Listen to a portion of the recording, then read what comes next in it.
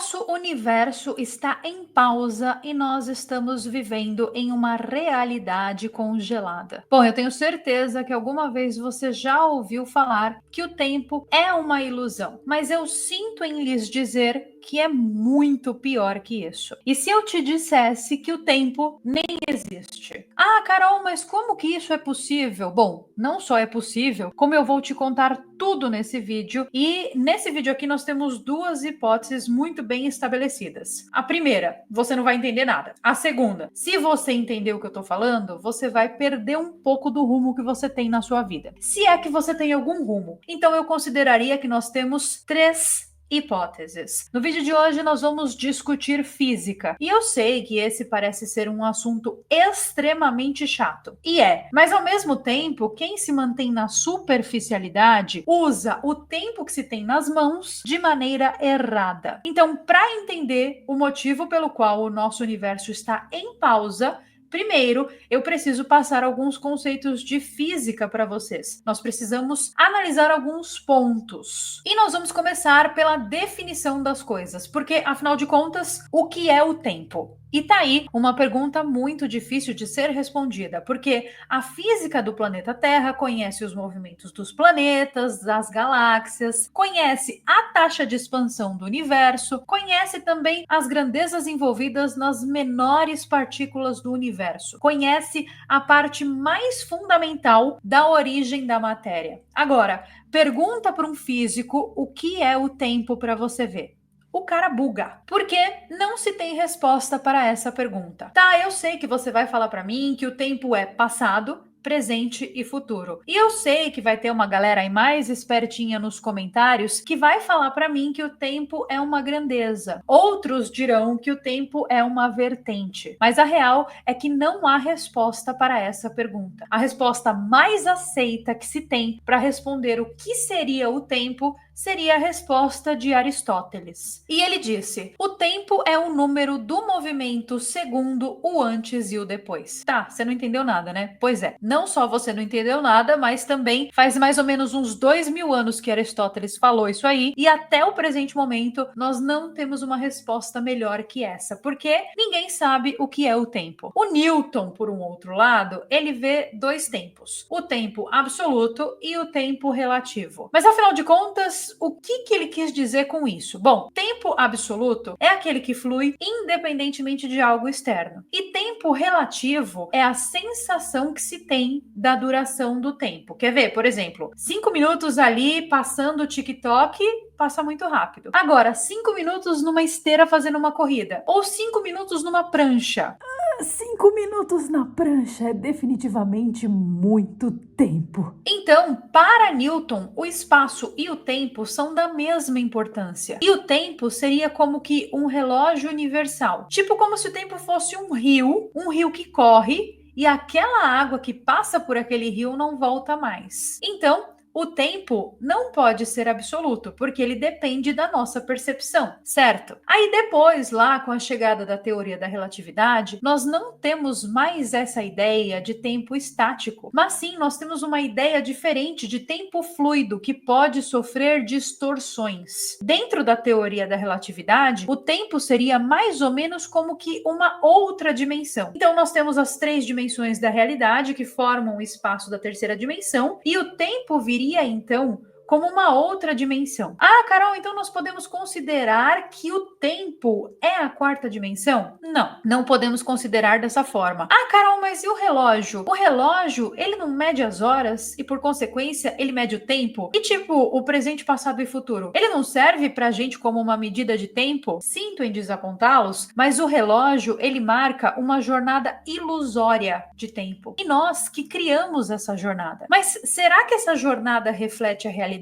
Ou será que ela é um tipo de um aprisionamento mental? Porque se o passado, presente e futuro existem nessa ordem, nós estaríamos agora tecnicamente vivendo o presente, certo? Então, se nós estamos vivendo o presente agora, por que você tá cheio de passado na sua mente? lembrando das coisas que você já viveu? E por que você tá cheio de futuro na sua mente também, pensando nas coisas que você precisa fazer amanhã? A ideia é mais simples do que a gente imagina. Nos foi dito que o passado é tudo aquilo que já passou e que o futuro é tudo aquilo que vai vir. Mas a nossa mente não vive assim. A nossa mente encara tudo ao mesmo tempo. E tem até aquela frase, né? Relembrar é viver. E realmente, gente, dentro da neurociência, se o seu cérebro está relembrando de alguma coisa, ele está vivendo. E se você está criando algo que não existe, tipo criando o futuro, o seu cérebro também está vivendo aquilo. Ou seja, a nossa mente enxerga essa multidimensionalidade do tempo, mas ela está presa em nossos corpos, que estão aprisionados em uma jornada ilusória de tempo contado pelo relógio. E para piorar a situação, além da gente ser escravo do tempo, a gente também é escravo do determinismo. O determinismo é uma teoria científica que diz que tudo o que acontece no universo estava predeterminado a acontecer. E que todas as coisas, então desde lá de trás, desde a formação do nosso universo até você aí sentado me assistindo, tudo isso estava determinado a acontecer e que nós não escolhemos nada na nossa vida. Nós fomos, sim, aprisionados em um sistema que dita como as coisas são em nossas vidas. E essas coisas são determinadas, como se fosse um filme no espaço-tempo. O próprio Einstein, coitado, quando ele percebeu isso que eu tô falando para vocês, ele escreveu uma carta pro melhor amigo dele falando: para nós, da física, nós sabemos que não há separação entre passado, presente e futuro, e que tudo é uma ilusão. Ele estava inconformado, coitado. E para piorar a nossa situação, nós temos a mecânica quântica, que não segue as leis de Newton. Para a mecânica quântica, tudo é energia. Nós somos energia. E tudo vibra a uma determinada frequência para formar aquilo que nós somos. Ou seja, de acordo com a mecânica quântica, nós somos energia. E eu sei que é muito difícil nós enxergarmos que nós somos energia, principalmente porque nós vivemos em um contexto de ego muito forte. E para piorar, essa vibração dessas energias que compõem a matéria, elas não estão em um espaço específico, mas sim, elas podem estar em vários espaços ao mesmo tempo. E isso se chama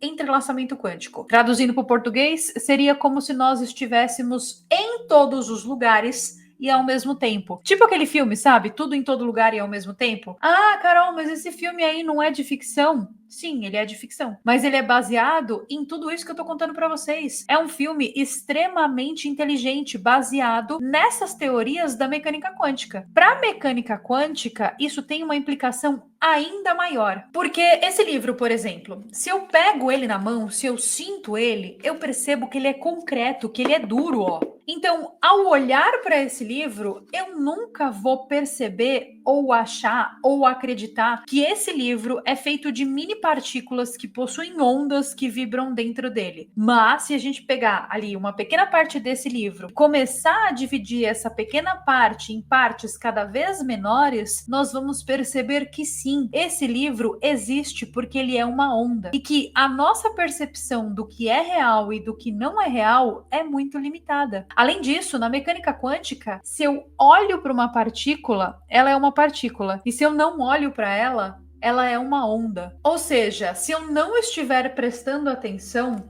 esse livro nem é livro. Esse livro é energia, é onda.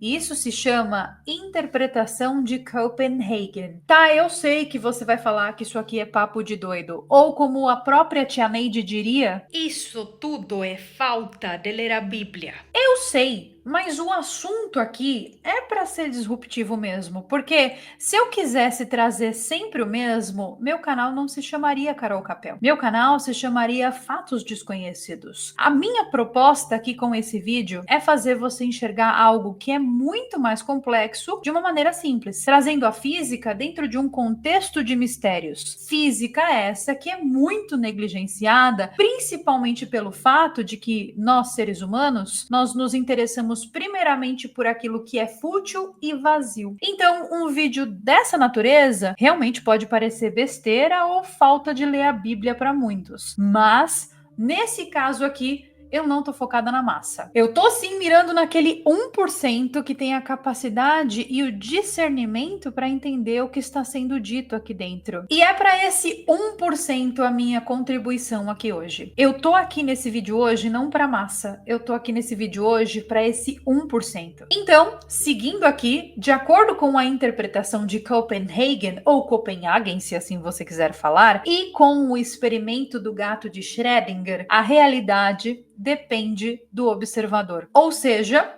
o ser humano tem uma influência decisiva na realidade que depende do humano. Traduzindo para o português, você controla a sua realidade. Você controla o que existe ao seu redor. E para entender melhor esse conceito, a gente tem que falar do gato de novo. Eu já falei uma ou duas ou sei lá 3 vezes sobre ele, mas eu vou falar de novo porque o gato é muito importante. Imagine que você coloque dentro de uma caixa um gato. Dentro dessa caixa também existe um frasco de veneno que pode se quebrar a qualquer momento e existe um dispositivo que depende de um átomo. Dispositivo esse que pode decidir se ele quebra o veneno ou não. Na física quântica, até que a gente olhe para o átomo, ele está em uma espécie de um estado mágico, ou seja, ele pode estar fazendo as duas coisas ao mesmo tempo. Então, quando a caixa está fechada, o gato pode estar ao mesmo tempo morto e ao mesmo tempo vivo. E eu só vou saber o verdadeiro estado do gato se eu abrir a caixa e constatar se ele está vivo ou se ele está morto. E o que isso quer dizer? Quer dizer que a realidade não tem um estado definido até que a gente defina o estado. E lá em 1957, teve um físico chamado Hugh Everest que não estava satisfeito com essa história lá do experimento do gato. Ele disse que nós, ao abrirmos a caixa, nós passaríamos a fazer parte do sistema quântico e que dessa maneira então nós integraríamos a nossa existência de alguma forma àquela onda quântica. Ou seja, o que ele propõe aqui é que não há colapso da função de onda. E é exatamente agora que o cérebro de vocês frita. Por quê? Porque ele propõe que ao abrirmos a caixa, uma nova realidade se abre. Existem agora, então, 2 possibilidades acontecendo simultaneamente. Existe uma com o gato vivo e outra com o gato morto. As duas existem. Ai, Carol, como assim? As duas existem aonde se eu só tô vendo uma realidade? Pois é, as duas existem. Uma você tá vendo e a outra existe no multiverso. Existe em algum outro lugar, em algum outro universo paralelo, em uma linha de tempo diferente. E tá, esse vídeo aqui não tá muito diferente de um filme da Marvel, por exemplo. Mas é aí que tá. Quem foi que te disse que as coisas que passam nos filmes da Marvel não são reais? A série do Loki, por exemplo, ela nos mostra exatamente essa analogia da multiplicação de linhas temporais e todo o trabalho que a AVT faz para tentar corrigir essas confusões. Ah, Carol, mas e o tempo? A gente não estava falando de tempo, não? Sim. O Einstein propõe que o tempo é uma dimensão, que é uma ilusão da nossa mente, certo?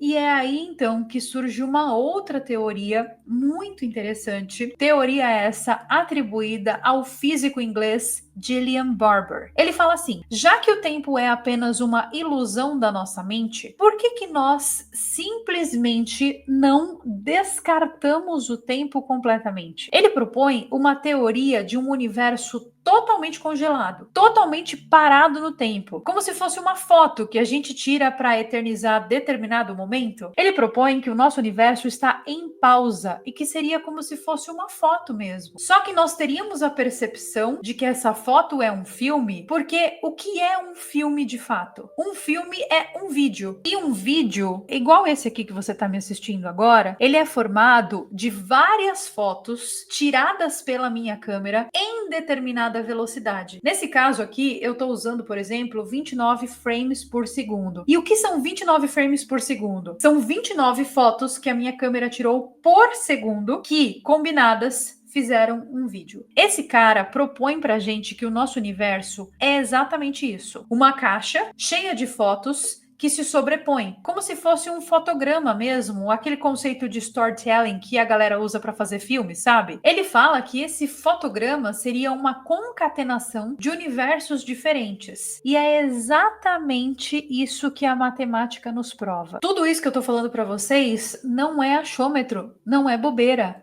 Isso é física. Nesse caso, a equação matemática que eu tô falando para vocês é a equação de Wheeler-DeWitt. E no final das contas, no fim do dia, as interpretações tanto da física quântica quanto da física convencional estão querendo justificar o nosso maior problema de todos. E o problema é, nós não sabemos o que nós somos. Por que nós existimos? Para que nós existimos? O que nós estamos fazendo no universo? Qual é o nosso papel? Essas indagações e teorias, elas surgem dessa natureza perdida do ser humano. E também pudera, né, gente? Nós estamos medindo no relógio uma vertente que nem existe. Nós estamos vivendo à mercê dessa vertente, nós estamos vivendo à mercê dessa dimensão que é o tempo, nós estamos vivendo em prol do tempo. Então, não me admira que nós estejamos realmente perdidos. Em todo caso, esse vídeo aqui foi tipo um ensaio, tipo um insight para aquele 1% lá que eu comentei anteriormente. Aquele 1% que tem total consciência de que a realidade dele depende única e exclusivamente dele. E que o tempo não muda em nada. E que o tempo não é capaz de transformar nada. Esse meu vídeo aqui é para aquele 1% que já percebeu a Matrix e que está vivendo apesar da Matrix, não sob a vigilância dela. Então, a palavrinha mágica do vídeo de hoje não poderia ser outra a não ser 1%. Comente 1% aqui embaixo se você acha que você faz parte desse time e principalmente se você entendeu o assunto do vídeo de hoje. Bom, eu vou ficando por aqui, mas eu volto em breve, talvez em outro espaço, talvez em outro tempo, talvez em outra realidade, talvez em outra dimensão, mas em todo caso, se o YouTube não te entregar a notificação desse meu retorno, é só você passar por aqui no canal. Nós temos vídeos novos sempre nas segundas, quartas e sextas, e se você passar sempre aqui no canal, você não vai perder absolutamente nada do que eu postar. Um super beijo para vocês, meus amigos dimensionais presos na Matrix, e eu vejo vocês então nos nossos próximos vídeos.